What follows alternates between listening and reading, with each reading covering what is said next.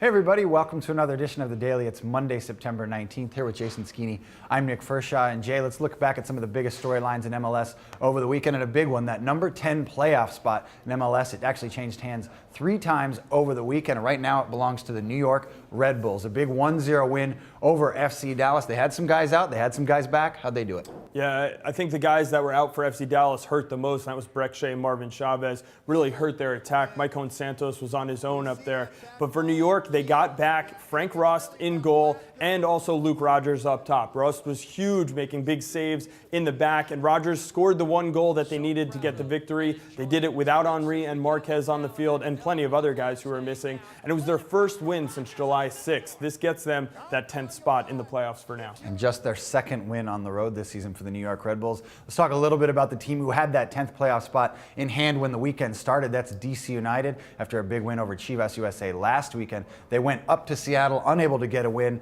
at CenturyLink Field, and that brings us to the Marine Corps leader of the week. That's Alvaro Fernandez of the Seattle Sounders. Yeah, and Alvaro Fernandez put on quite an impressive performance up there for the Sounders. He was running off the ball. He was finding the right spaces. He scored 2 goals on the night to help lead them to that 3-0 victory.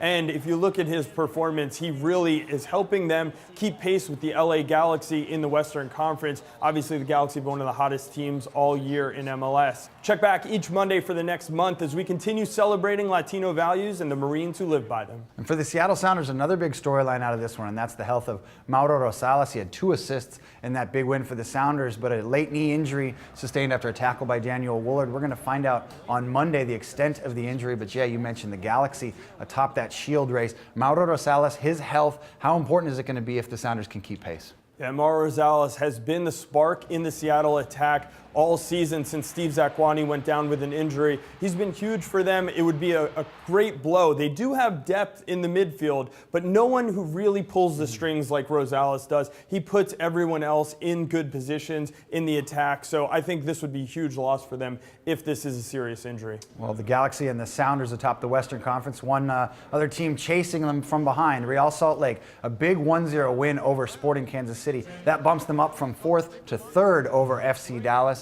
Can RSL keep pace with these guys? Yeah, I mean, the thing about Real Salt Lake is that they still have 2 games in hand on Seattle, so they could end up being the 2nd seed in the Western Conference if they were to keep winning these games. So it was a big victory for them, getting a Nat Borchers goal and in front of a home crowd, keeping Kansas City off the board, which isn't a small task, as they're one of the highest scoring teams in the league. So great performance from Jason Kreis's group. And from Sporting Kansas City's standpoint, a lost opportunity to gain some traction in the Eastern Conference. They had the chance to overtake the Columbus Crew atop the East, but they couldn't do it. Columbus, as it stands now, 1 point ahead of Sporting Kansas City, despite, Jay, losing to the Philadelphia Union 1-0 down in PPL Park. And if you're the Union, you're happy. You're within 2 points of the top spot now. Yeah, for Philadelphia, they hadn't won in, I think, 8 games, and to get this victory over the leaders in the East, it really changes everything. Now they're not struggling anymore. Now they're right back in it, only 2 points behind the first place team in the East. And for Columbus, they've now lost 3 of their last 4 games. Not what you want to see when you're leading the conference. You want to be able to,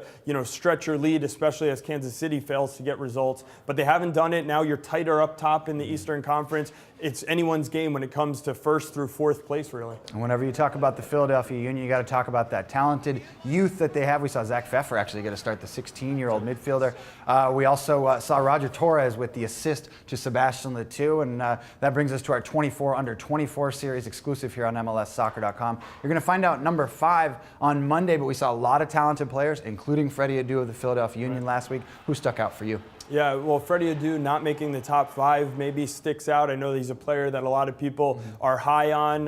The other guy that I like is Darlington Nagbe, a guy who I think is going to be the centerpiece of the Portland attack. I remember how happy John Spencer was when Nagbe fell to him at number 2 in the draft. And Darlington Nagbe actually going to join us on the latest edition of Extra Time Radio, which comes out on Monday. You can get that on iTunes and Buzzsprout. And for all the latest headlines in MLS, log on to MLSsoccer.com.